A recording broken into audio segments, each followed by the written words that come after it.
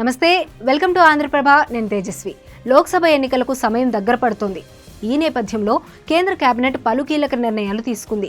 ఆయా వర్గాలకు తాయిలాలు ప్రకటించింది. 1 కోటి కుటుంబాలకు నెలకు 300 యూనిట్ల ఉచిత విద్యుత్ అందించే సోలార్ పథకానికి కేంద్ర కేబినెట్ ఆమోదం తెలిపింది. 2024 ఖరీఫ్ సీజన్లో ఎరువుల రాయితీకి కేబినెట్ ఆమోదం తెలిపిందన్నారు కేంద్ర మంత్రి అనురాగ్ ఠాకూర్.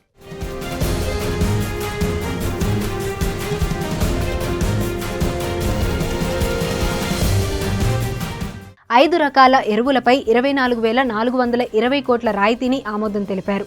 ఏప్రిల్ 1 నుండి సెప్టెంబర్ 30 వరకు ఎరువుల రాయితీ అమలు చేయనున్నారు. పీఎం సూర్యఘర్ యోజనకు కూడా కేంద్రం ఆమోదం తెలిపింది. దీనికోసం 75,021 కోట్ల నిధులను కేటాయించిందన్నారు. గ్లోబల్ మార్కెట్లో ఎరువుల ధరలు పెరిగినప్పటికీ గత సీజన్లో ఉన్న ధరలను యథాతథంగా కొనసాగించాలని నిర్ణయించినట్లు అనురాగ్ ఠాకూర్ చెప్పారు.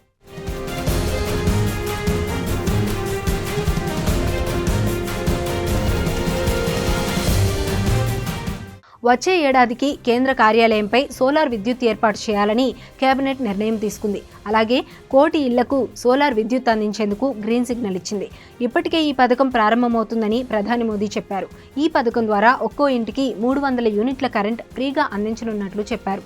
సెంట్రల్ ఫినాన్స్ అసిస్టెన్స్ ద్వారా పీఎం సూర్యఘర్ యోజనకు సబ్సిడీని కేంద్రం అందించనుంది.